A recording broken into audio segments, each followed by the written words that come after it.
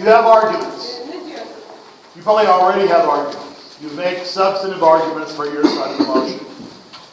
Fine. And in the situation where the other side doesn't have arguments, you win. But what if the other side has arguments? What if the other side has arguments that are kind of true? And you have arguments that are kind of true. And I'm the judge. What am I going to do? That's the way it should be. Motions are supposed to be balanced. Right? Each side should be able to come up with some arguments. But then what the judge has to do is to decide which arguments are more important. So the problem is that a lot of times you have an argument, but you don't necessarily explain how to make it important. Why is it more important? And because you have not explained that when you present it, when you get down to the whip speech, the whip speaker, perhaps your partner or you, can't say, well, even if their argument's true, ours is more important. Because you didn't explain why it was important. And so judges end up deciding on things that are outside of your control. And you don't like that. You would like the judge to decide based on something that's within your control. And when you explain why your arguments are important, and they don't, and then you say why they're important, then you win. Briefly, I said this to the green group this morning, I'm going to tell you. Stop being satisfied with simply coping with the debate situation. Okay, will I be able to fill my time? I don't want to say anything stupid. Will I have some arguments? Okay. That's fine. No, it's not fine. You want to get the one. That's what you should be thinking about all the time. How do I get the one on this motion? And one of the most important things you could do is to make your arguments more important. What I'm going to provide you is a list of 8 different ways you can make your arguments more important. I'm an American, we like lists. So, but please don't try to use these all at the same time. And don't even use this for thinking of your argument. Think of a strong argument. Then you look at your argument, hopefully before the debate starts or before you speak it, and say, well, how can I make it more important? Then you look at the list of 8 ways and say, oh yeah, I can use number 2 and number 4. And then you can explain to the judge, well, mine is far more probable and it happens before theirs, so it's more important. Right? You could do that. Or theirs may be a big number, but each one of mine is more important because you can never fix it. It's not reversible. Oh, okay. Okay? So, don't use them all. I said that every time I did this lesson once, and then the next time someone spoke, they said, okay, there are 8 reasons why my argument is important. Okay. Number 1, this is not nuclear physics. I bet you can figure it out. My strength is putting the obvious together in a long list, and you go, oh, okay. Number 1, yours is a bigger number. If the debate's about jobs, your approach to the motion saves 1,000 jobs, and their approach to the motion saves 100 jobs, you win. 1,000 to 100. That's pretty easy, right? Now, the thing about numbers in debates, you don't really know a precise number, but you can estimate what you think the number is. Okay? Tell me, people in industrialized countries, people in developed countries who are unemployed, how many do you think there are? Okay, let's start. 10 million? 20 million? 3%. 100 million? A billion? 5-6%. A billion might be too big, right? So if you could say hundreds of millions, you want to go with that? Are you accurate? Okay, you wouldn't, so you would say tens of millions. How's that? More plausible. Okay, yeah. You don't want to go too high because it's not plausible. But you need to give some kind of numerical dimension to what you're talking about. You don't necessarily have access to all the numbers. You may not know that 23,000 children will die today of diseases caused of malnutrition. Today. Right? I know that because it really makes me angry. And really tells me why I need to train people to have strong voices and good arguments. So that someday we're going to make that not happen. Right? That's your job. Mine is to teach you how to be powerful advocates, and I want you to take care of that hunger thing, alright? But numbers. Give some numerical dimension. Don't make up a number. Whatever you do, don't falsify a number. Right? It's not going to work. When you say, I know that we will save 1.32 million jobs. You just can't say that. You lose credibility. Figure out the numerical range you think it is, then go down to make it seem plausible and credible, and then you're good. Okay? Bigger number is more important than smaller number. That was difficult, huh? Number 2. Even if you have a smaller number, each one of yours is more important. Each one of yours is more important. Even if it's a small number, it could be important. Is 1 a small number? Yes. 1 dead child. Is that important? Yes. Yeah. Right? This is an example. Right? You could lose 1,000 fingers. How many fingers would you be willing to lose before it's compared to 1 dead child? How many? Hundreds of thousands? 100,000 people lose 1 finger. Is that worth 1 child? No, right? So some things are just more important than others. Okay? Is 1 seal more important than 1 fish? Yeah. Yes. Yeah. Well, Some are not so easy to compare. Right? A bird versus a lizard. But still, you have to be able to argue that even though we have a small number, ours is really important. Okay? You got that one. That one's pretty easy too. Alright. Number 3. More probable. More probable. Anytime you're dealing with speculative events, you're talking about what might happen in the future, and that's prediction. And probability is very important for prediction. Anytime you have a policy motion, you're all about making predictions. The proposition is going to say, things will be better. And the opposition is going to say, things will be worse. Okay? And if I'm comparing 2 different probabilities, the one that says it's going to be better and the one that's going to be worse, then probability would be important. Right? Now, it's not, probability interacts with those other ones, right? Like probability of a number. And how important is each one? Right? You see what's going to happen with this list? They're going to become more interrelated as time goes on. Right? So probability. How can you determine probability? Well, I strongly recommend a recent book written by Nate Silver. It's called The Signal and the Noise. It's all about making predictions. They have a chapter about weather, climate change, stock market, poker, right? Baseball, everything about how to make predictions. And so there's no simple way to make a prediction, but you have to indicate why something is likely to happen and why something is not likely to happen. Okay? Now, if Taiwan, Formosa, or that country you're not supposed to talk about, that's not really a country, declares its independence, right? The People's Republic of China says they will go to war. Would that be a bad thing? Yes. Would it kill a lot of people? Yes. And each one of those people is precious, right? Yes.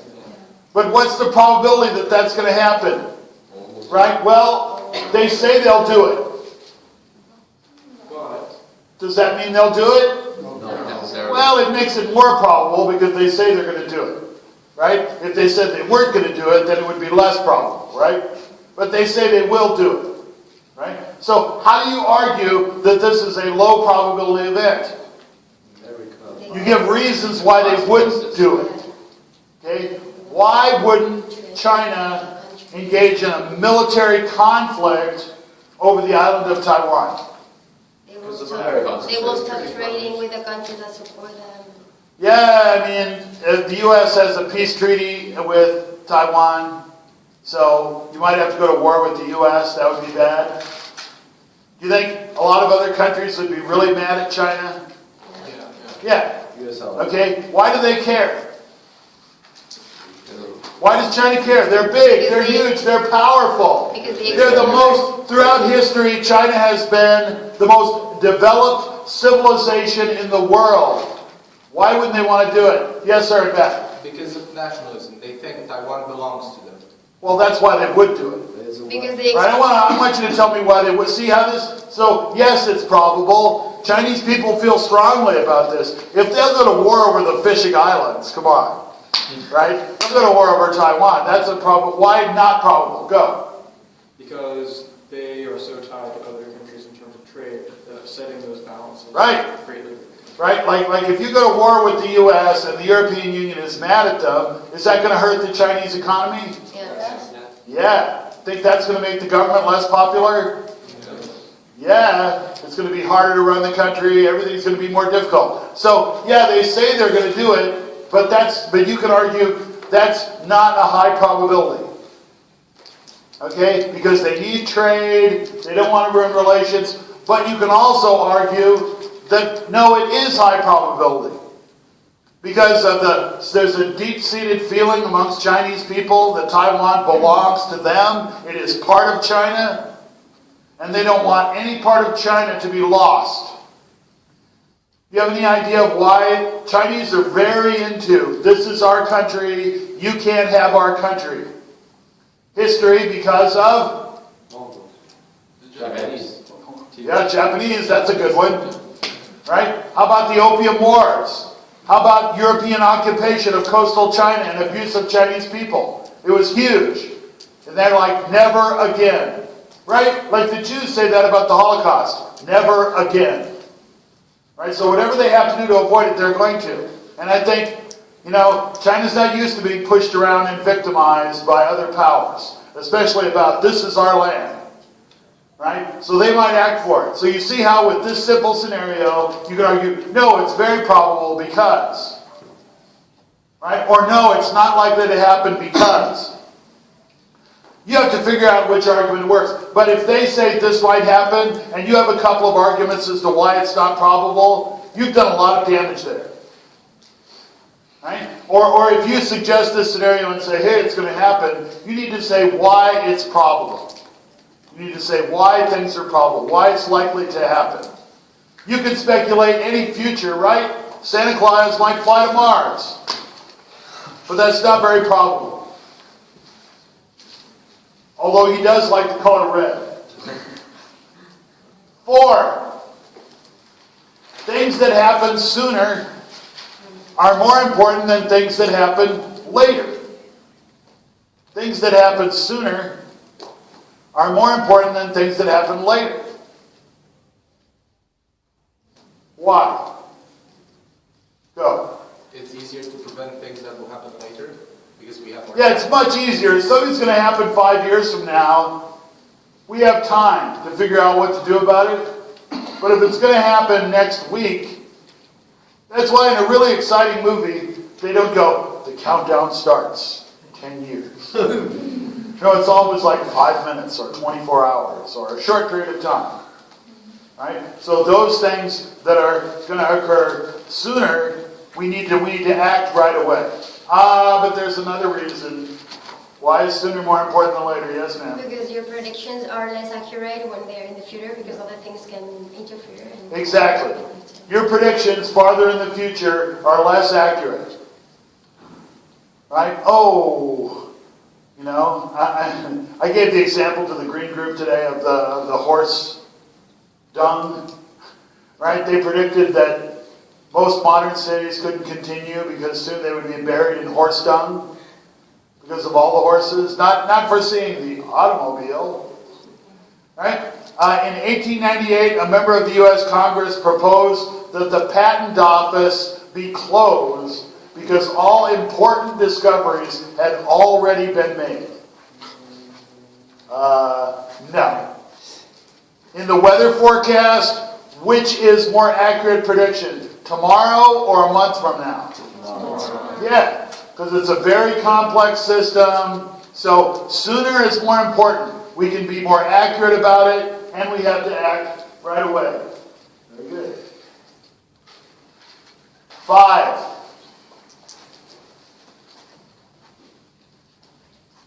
Is it reversible? Is it reversible? He was wearing a reversible. He reversed his reversible. It was still reversible. Some things you can fix. Other things you cannot. If you lose your job, can you get another job? Yes. If you lose your virginity, can you get another virginity? Well, they have this virginity surgery, but I think that's a trick, really. That's not, Alright? Okay? If you lose your hand, can you get a new hand? You can get one of those, but it's not as good, right? Yeah. Right? This is very important when you talk about ecological issues. Because a lot of ecological issues, you can't fix it. Oh, there's going to be a lot of CO2 in the atmosphere, and that will make things hot. Okay, we'll fix that. How do you fix that? How do you scrub the atmosphere? Right? You can't. Okay? Some things are not reversible. Things that you can fix or reverse are less important than things you can't. This is why the Amazon rainforest is so important. Well, besides the fact that it processes about 30% of the oxygen on planet Earth. Oxygen good. Right? But if you chop down the rainforest, like one thing they do is they chop it down and then they graze cattle, or they grow wheat or corn or something. Corn. It's too hot for wheat. Right? So, but what happens is, then the rain comes, washes the soil away, because the roots of all the trees and everything have been holding the soil in place. And the soil in the area of the Amazon is not that thick. Okay? So once it's gone, it's gone. You could say, oh, we can plant new trees in wet soil. And how long does it take to plant new trees? A long time. I'm impressed in China, though, by all the new tree planting that's going on. Huge. New tree planting everywhere. But they all need it. The air pollution might kill them, but, they'll keep going. One thing at a time. Okay? So is it reversible? So you could get a new job. Yeah, but what about if your kid dies, can't you get a new baby? Not the same. It's not the same. Right, it's not the same. Oh yeah, we have some extra babies here, take one. Not the same. Is each baby important? Yeah. Yeah, but it's not as important. Whose baby is more important, yours or other people's? Yeah, don't you think, isn't that unfair? Isn't that terribly discriminating?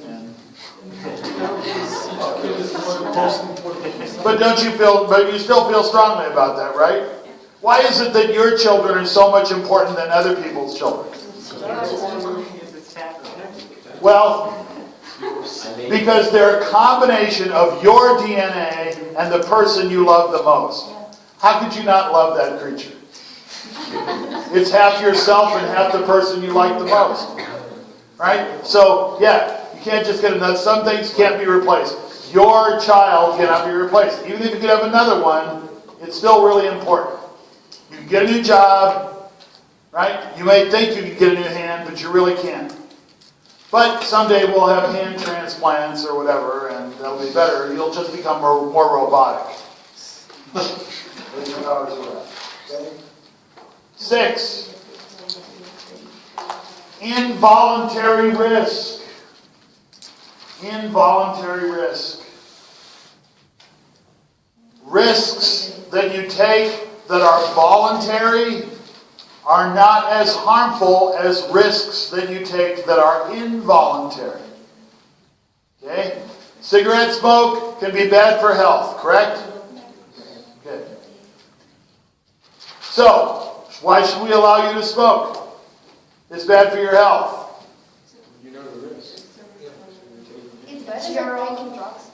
What? It's better than taking drugs. It's better than taking drugs, and it's also better than shooting yourself in the head with a shotgun. But that doesn't mean it's good, right? I mean, there are always things that are worse or better. No, because you're in control of what happens to yourself. And John Stuart Mill says, over your own body, you are sovereign. The government should not stop you from doing things that harm you and only you.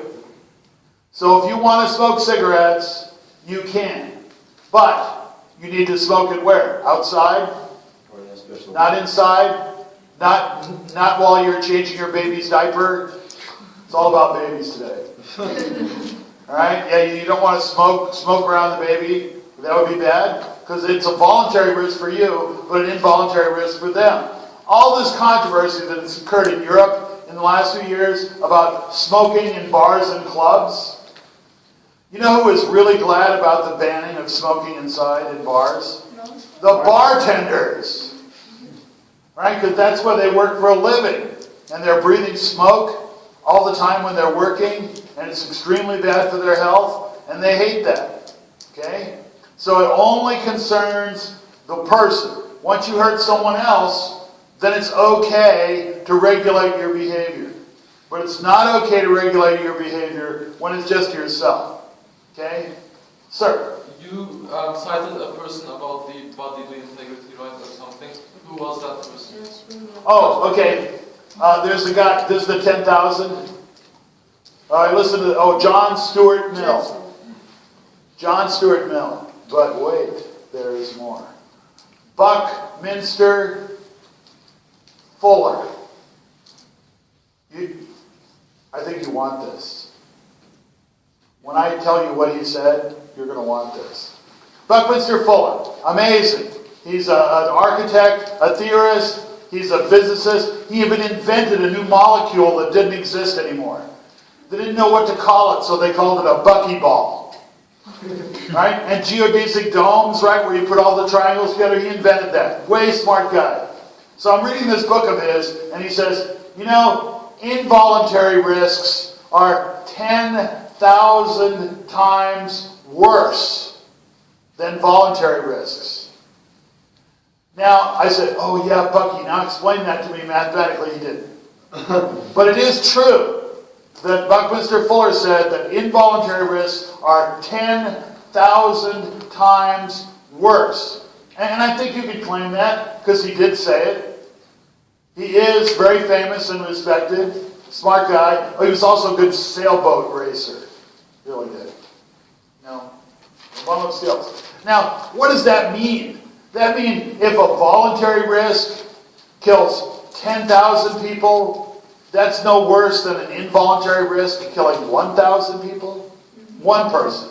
1 to 10,000. Those are the kind of odds that you would like, right? And making your argument more important.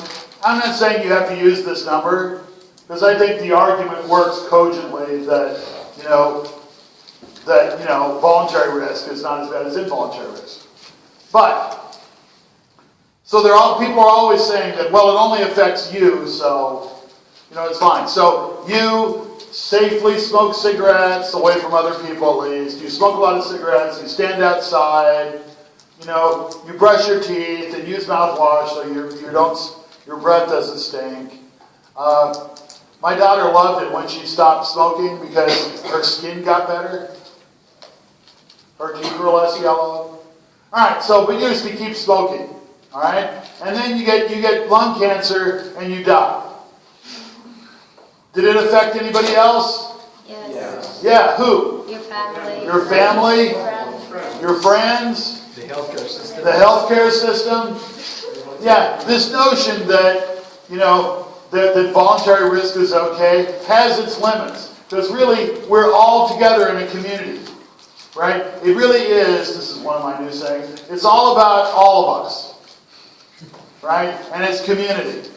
And this is one thing, one reason why, and I'll just editorialize this for a moment. The Universal Declaration of Human Rights is really obsessed with individuals, individual rights, and I think also we have to think about the community, right, and the well-being of the community. This is why I think we have a lot to learn from our Asian sisters and brothers who strongly value community as well as individualism, right? So the Eurocentric is sort of individualism, and the more Asian-oriented perspective is of the, we have to do what's right for the community. Even if we have to intervene on, and that's what we're saying here, right? We may have to regulate your ability to smoke, even if you're only hurting yourself, because ultimately it hurts the community. Family, medical care system, etc. Okay, so think about that. Thinking is good. Okay? I wanted to show you a couple of theorems. I know Nate Silver would be happy about this.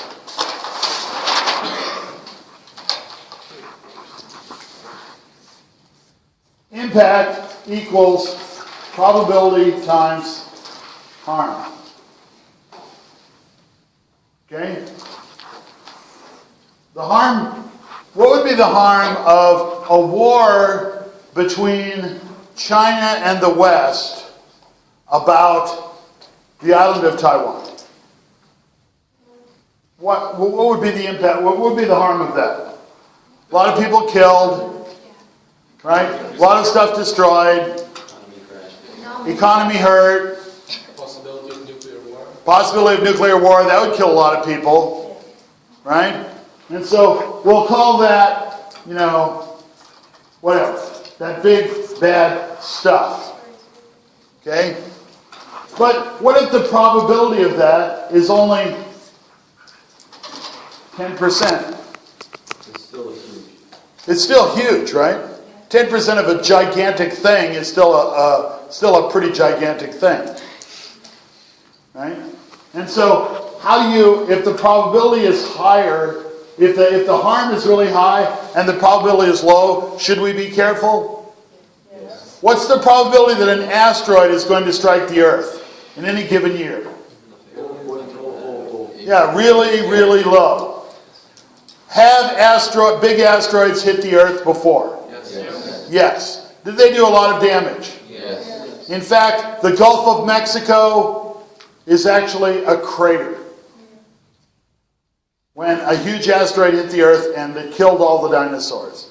So, if a huge asteroid hit the Earth, now, it would be really bad. All the dust would be thrown up in the air. The sun wouldn't shine for years. This is what killed the dinosaurs. All the plant-eating dinosaurs, all of a sudden the plants died because the sun didn't shine for a couple of years, and they died. And then the meat-eating dinosaurs died. So who lived? The rats, the rodents, the little critters.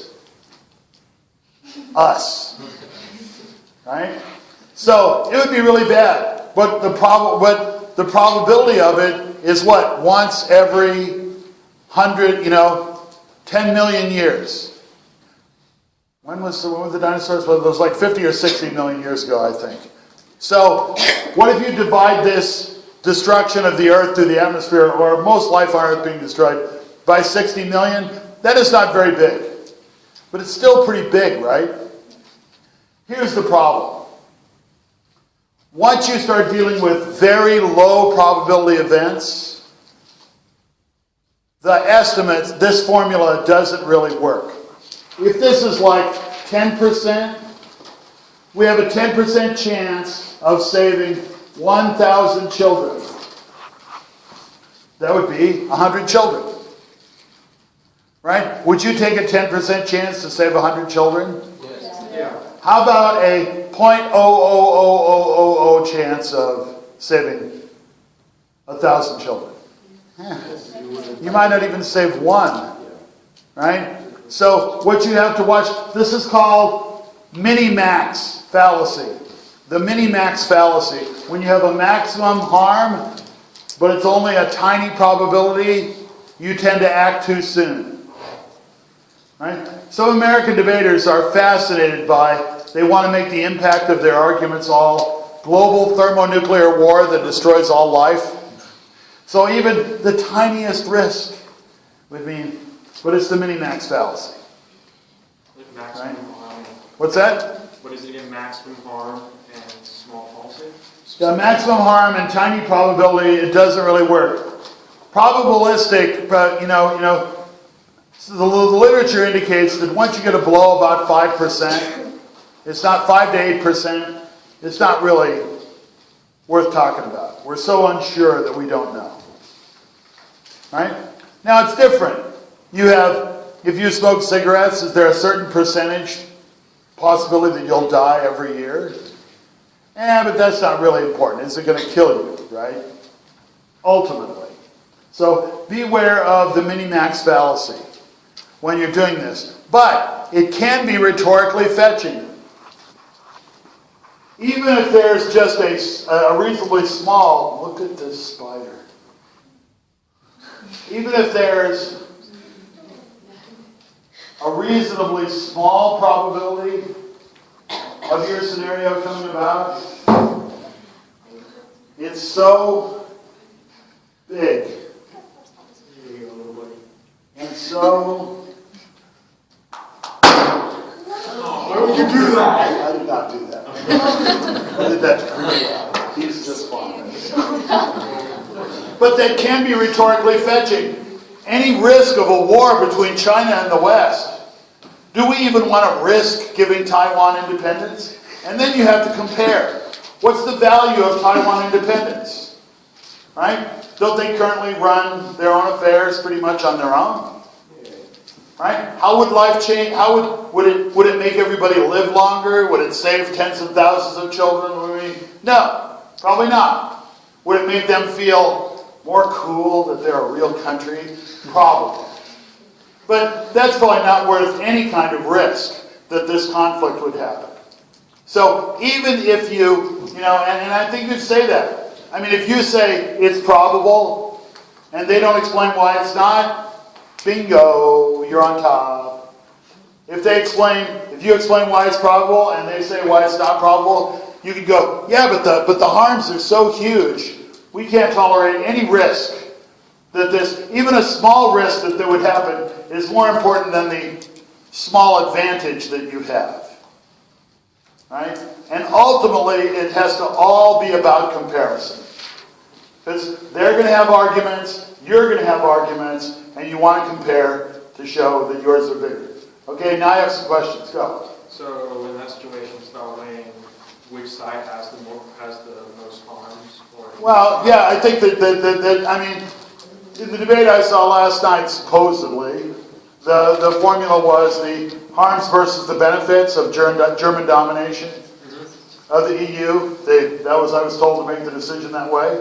Okay, so I'm saying, what are the harms of German domination of the EU? What are the advantages of German domination of the EU? And then, but who's likely to win that debate? The team that explains to me what their harms are, why it's so bad. Right? Not the team that says, oh, this is creating cracks in the EU. BFD. Right? Who cares? Why do I care about cracks in the EU? Tell me why cracks in the EU would be bad. Right? Austerity programs. They're bad. Why? We cut social benefits. Who cares? Unless you explain why. Okay? What kind of benefits are being cut? Medical care for people who need health. Right? Early childhood education, which makes a tremendous difference in the life of people. I think Obama's a war criminal, but I do like this initiative that he wants to have for early childhood education, right? To take kids between the ages of 2 and 5 and give them intensive training and care and get them started reading early and everything. And his argument is, it'll be much cheaper to do that. Much cheaper to do that than put them in prison later, right?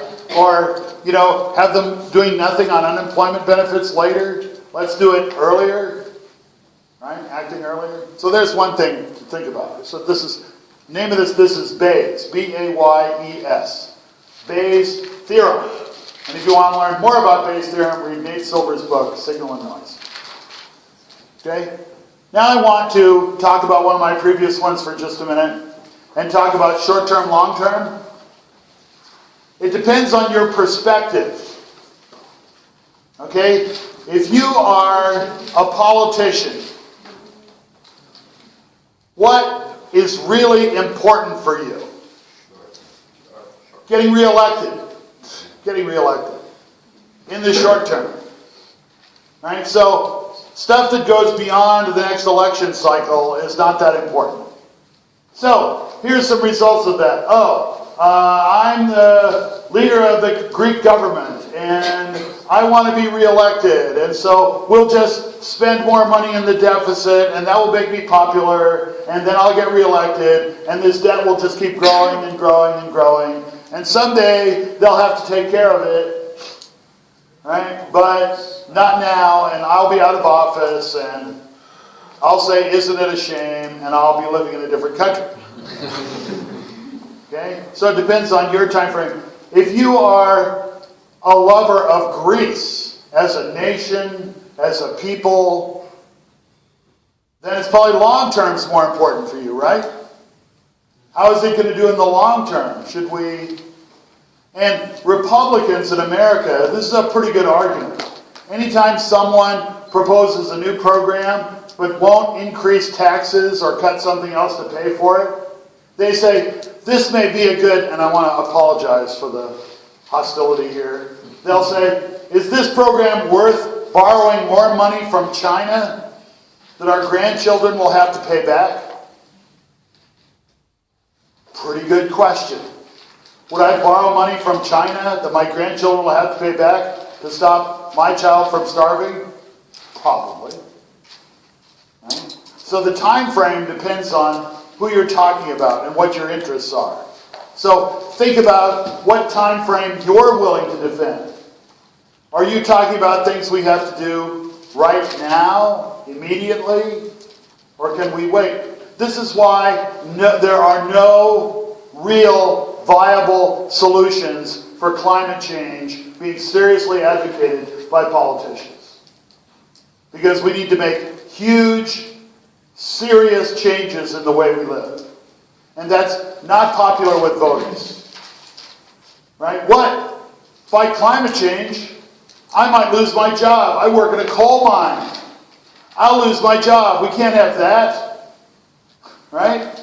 But then, yeah, so in order for you to keep your job, we're going to make the sea rise so much that certain countries will disappear and the agricultural belts will move. And, where now we grow lots of wheat will become a desert. I mean, certain countries don't mind climate change. Canada, although they have a good, we're concerned. Russia, it's great for them. Right? USA, all the place where our wheat and corn grows is going to become a desert. Right? And so you have to think about this. You have to think about the time frame. You have to think about what time frame is important. So you need to think about a time frame for decision making in your debate. Are we thinking about is this immediate? And different controversies and different motions are important. Right? I think if you're debating about an ecological motion, you need to think about more than the next election. But if you're having a motion that's about short-term political effects, hey, it's all about now. Right? It's all about now. And I mean, you can say, Barack Obama needs to be reelected, even though he's going to kill people who have not been tried or convicted of a crime using robots. Romney may well invade Iran, which would be very nasty, very bad. Americans don't even understand that. If you take Iran and put the map of Iran over the map of the United States, it's like coast to coast. It's gigantic. Right? And the terrain it's not like Libya, flat sand. No. It's like Afghanistan. Nickname for Afghanistan? The graveyard of empires. Right? Everybody thinks they can rule Afghanistan Alexander the Great, India, British, Soviets, Americans. It's been tried by the best. And they can't do it. I would just say, Afghanistan, good luck. Good luck. Have a great time. Okay? So I just wanted to stop and talk about some stuff on the board. 7. This is a little more abstract. Are we dealing with symptoms or root causes? Symptoms or root causes? Now, if you smoke cigarettes, you may have bad breath. One way would be every day use mouthwash to freshen your mouth so it doesn't smell so bad. Right? And this is important, and I'll tell you why. Why don't you notice that your breath stinks? You're used to it. Yeah, you're used to it all the time. Totally. Totally. Right? You know, what you're used to, you don't notice. But when you go to kiss that special someone, they're like, ugh. Right? If you're arguing that young people should not smoke, which argument do you think works better? You'll live longer, or you're more likely to get kissed? Right? It's all based on your interests. Okay? So, rather than do mouthwash, you could just stop smoking cigarettes, right? I mean, you would still remember to brush your teeth and, not eat raw garlic right before your big date. But, right? So it would be better to deal with the root cause. Okay? Let's say children are being born with an illness, with thalidomide babies. Thalidomide was a drug that was being given to women who were pregnant to make their pregnancy and childbirth easier. The only problem was all these kids were being born that had like these arms about this long, flipper children. It was horrible. It was terrible. I say flipper children. I don't say that, out of hate. I mean, it's, they were like flipper children. It was really bad. So we could have operations on them to make their arms better. Or we could find out what the cause was, right? And deal with the root cause. Okay? Now, dealing with the root cause can be challenging because you have to have two different solutions. Now, does this often happen in the debate? Oh, there's this bad thing happening and we're going to fix it. And then the opposition will say, well, yeah, but you don't deal with the root cause. Probably not. They don't deal with the root cause. But they're at least solving the problem, right? They're at least doing away with the symptoms. They're giving the kids arms that they can sort of use instead of having flipper arms. Okay, that's good. Right? But what happens if the opposition team says, well, two possibilities. First, we have a counter proposal, a counter prop. Right? Let's ban thalidomide. And that will eliminate the root cause of this problem. Right? That's pretty good. Okay? Now, the current logic amongst world's debaters is that if you have a counter proposal, you must prove that it is mutually exclusive. This is what they say. That you cannot do both at the same time. This is their argument. I find this particularly unpersuasive. Could we, as a matter of fact, ban thalidomide and use surgery on deformed arms? Yeah, right? What if, by some strange reason, there was some other drug that we didn't know about that caused 5 children to have flipper arms? Then we would still want to do both, right? Right? But, of course, there are many reasons why we don't do these things. Because, just banning the drug would take out most of the problem, so you don't really need to do both. Or very rarely can you say that if we just do one, it will solve 100% of the problem. That almost never happens. There are other reasons why we might not want to do. The real question is, how are we going to have the debate where the proposition team is saying, do model X. And the opposition team is saying, no, do this other model over here. Right? How can we have that? Now, I think you can argue there are other reasons why we would not want to do both at the same time. For example, if one had a bad effect that the other didn't, then we might not want to do both. But the real problem is that no lecture I'm going to give is going to change the people doing the briefing at World's Mind, that the counterprop has to be mutually exclusive. So, here's how you get around that. What smart policymakers will do when confronted by this situation, this is Stephen Boyle from University College Dublin suggests this. Say, if you're a smart policymaker and you say there's this problem, you would naturally look into a way to deal with it, and that once you know about it, you would adopt it. Now, I think this can work if you say a small change just with the symptoms stops us from looking at the bigger changes we need to do to really deal with the root causes. Let me give you an example. Okay? We have a problem with environment. Too much trash in the environment. Let's have mandatory recycling. Everybody has to do recycling of their home garbage, and that's good. Is home garbage the root cause of the environmental problem? No, the real root cause is we make too much dumb stuff we don't need. Right? It's not the disposal of trash that's the root cause. It's the creation of junk that we don't need. Like these computers.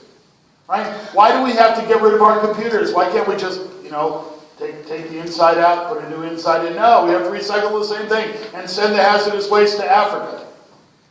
Right? So that we can make poor people do it for us. Right? And so the question is, sometimes little changes stop big changes from taking place. And if you want to learn more about this, I'll talk about this in my elective about ecological philosophy. This is called shallow ecology. Oh, if we just carpool to work, things will be better, or ride the bus more. No, the problem is the whole institution of private cars. The problem is the internal combustion engine, right? And so when do policymakers make real changes? When there's political pressure to do so, right? They'll do something about the environment when there's strong political pressure for them to do so. But not when there is none. Here's the thing.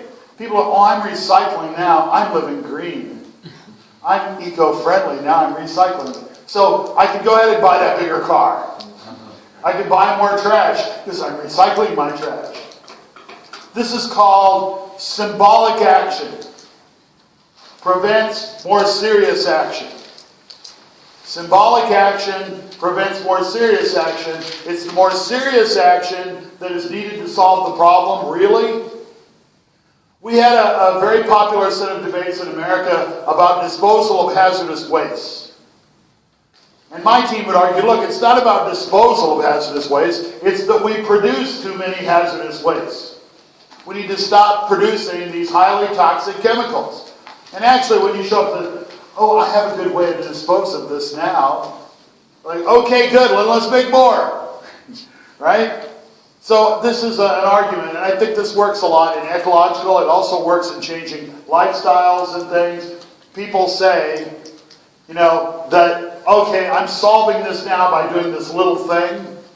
Don't you feel better when you give $1 to feed hungry children? Yeah, you probably need to give $100 to feed hungry children, or every penny you have to feed hungry children, right? And so people, I love the fact when people go to these all-you-can-eat buffets and you can donate $1. Oh yeah, I'll donate $1, then I'll cram all the food inside of myself I can. Right? They feel better about it. Right? You assuage their guilt. Okay? So that's just something I wanted to share with you. So, first of all, be very careful with your counterproposal. You might think it's a good idea, but you have to meet the test of mutual exclusivity, that you can't do both. Okay? But you don't want the situation where this team says, we're going to feed hungry children in the first grade. And the opposition says, well, we're going to ban nuclear weapons. That's not a debate, right? We can do both those. That's ridiculous. Number 8. It's morally imperative. It's morally required. Some things don't matter about the results. You have to do the right thing. You must do the right thing. Even if it would lose money, even if it would be inconvenient, even if it would kill your child. What would it take? Well, I won't go there right away. Okay? I'll give you just a couple of examples. Cornel West is an amazing race theory guy in the U.S. And he wrote a book of short stories that he wanted white people to read so they might understand what's going on. One of them is called The Space Traders. Okay, the space traders come down in their big spaceship and they go, people of planet Earth, we have good stuff for you. Unlimited clean energy. We have techniques that will help you live for 1,000 years. Everyone will be rich. It's great. We'll give this to you. We only want you to give us one thing. What? Give us all your black people. So the question you would ask is, What is the right thing? what? What is the right thing? Yeah, well, no, the question you ask is, what are you going to do with them? See, you're already ready to deal, aren't you?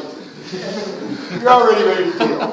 What are you going to do with them? Oh, if you're going to send them on vacation. And they go, don't ask. We're not going to tell you. Give us all your black people, and we'll give you this stuff.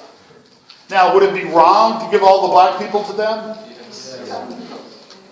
But would you do it if it meant that planet Earth would be clean and people could live for 1,000 years? And those are huge benefits, right? Those are amazingly huge benefits. Probably numerically larger than the total number of black people on planet Earth. But it would be wrong. It would be profoundly evil to do that. So you wouldn't do it. And the surveys done after indicate that most white people would say, yeah, get those black folks on the spaceship. But, and then I'll take your question, but when you do it the other way, when you go to young African Americans in Baltimore and tell them this story and say, where the space traders say, give us all your white people, they're like, get those whiteys out of here. Get them on the bus. Right? So, I mean, some things are just wrong, and you should never do them. They may save jobs, they may save the environment, they may do, but are you willing to save the environment by turning women into slaves who no longer know, by turning men into slaves and disengaging their brains? No. We're not willing to do that. Right? So some things are just evil. And as I finish here, because I am finished, it's pool time. Let's assume that slavery is legal. Slavery is legal. Okay? Arlan has a slave camp on the outside of town. He does. He's got a bunch of them, and they're making stuff and growing stuff, and it's pretty cool. Well, he likes it, right? Slaves don't like it too much. He likes it. And then he comes to me. I have a catering service. I serve food. He comes to me and says, so, I would like to feed my slaves better. Will you cook lunch and dinner for my slaves and I'll pay you? What should I do? Is slavery wrong? Yes. Because you're providing them with better food. Yeah, I'm providing them with better food. So it's okay? Sort of helping them. I'm becoming a part of the slave system. I'm now the kitchen at the slave camp. I'm becoming a part of the slave system. Right? So, I mean, I'm not saying you're wrong. You may be right. This is a decision you have to make. Right? Is you would, okay, so I wouldn't do it because I don't want to be part of the slave system. No way, Arlan. I'm not correct. For you, it's like, well, I want them to have better food, so I'm going to cooperate. So how about when Arlan says to me, okay, for every day that you don't agree to serve them food, I'm going to torture one of my slaves. Then should I do it? Yeah? So are you all down with extortion? It's like, but if I don't do it, the slave will be tortured. Will it be my fault? No. No, it'll be Arlong's fault. I didn't torture anyone. Right? Chance to. It's extortion. You can think of it as terrorism, right? How about this? Give me all your money or I'll blow my brains out. That's a threat, right? You would probably give me your money. If nothing else, to not have to go through the whole police investigation and everything. Even self-harm can be something that you can use as coercion, as extortion, as blackmail. Right? If you don't cooperate. So I would say, no, I'm not participating in the slave system. I'm not going to participate in the slave system no matter what. Because it's wrong, it's evil, I will not be part of it. Do you have to agree with me? No! Right? That's what freedom's all about. You get to make all the bad choices you want. Right? You get to smoke or participate in slavery or support the death machine, which is the modern militaries, right? You decide that. That's what freedom's all about. But at some point, even if there are going to be huge advantages, you would not do it because it's wrong. Now, a common standard for this is when you use people as means.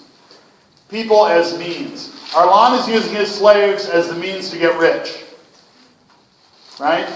And that's bad. Some people say this. Yeah, but then aren't business people who... these are for you to decide. And far too detailed for us to discuss. But at some point, if you're doomed, if their numbers are big, if there's a lot of it, if it's irreversible, but they may have big advantages, but it could be profoundly evil. You can win this debate on principle. You can win this debate on principle if you're able to explain your principle, why it's so important, and why it is more important than these other things that are happening. Okay? When the aliens come down and say, I'm going to kill everyone in Vermont unless you roast your child and eat her for dinner. I'm like, kill away. I'm not doing that no matter what. I'm not. You may kill us too, but I'm not engaging in that because it would be evil and profoundly evil. What is profoundly evil? You have to decide that on your own. And when you don't ask that question about a lot of things that you do, whether it's buying products from sweatshops or owning a pet, you need to think about yourself. You need to check yourself. You need to think about how is it that I'm participating in evil? And if you decide it's evil, you don't. You're the one who decides, not me. Right? But it's a careful decision. And a lot of times it's easy. Oh, it's fine. It's okay. My lifestyle contributes to global warming. And eventually, life on Earth will be. But you have to decide this. So ultimately, this lecture is not about making your arguments important. It is. But ultimately, it's like you taking responsibility for what you do. And you deciding what's important. And you making the choice. And because I won't let you go yet, guess what? What's really important in your life? Being happy and not participating in evil. What makes you happy? Family, friends, art, reading, associations, hobbies, painting, all the things that really make you happy. Guess what they don't really involve? Money. Our society tells you need money to be happy, and you're going to buy these little shiny gizmos and that'll make you happy. That is such a lie. Suicide rates are higher amongst the rich. Figure that one out. Right? The happiest countries are not the richest countries. Your job as future adults, as becoming adults, is to figure out, how am I going to be happy? Okay, you're going to need money to pay the rent. So your challenge is, what can I do to be happy and pay the rent and not work for the war machine?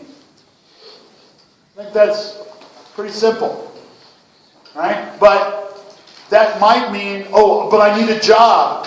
If the job doesn't make you happy, if you spend 40 or 50 hours in a week doing a job that you hate, how is that not part-time slavery?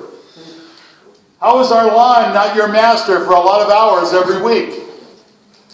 Right? And you think you're going to be happy because you get money in exchange for 50 hours of doing something you hate? Check it out. Think for yourself. Thank you.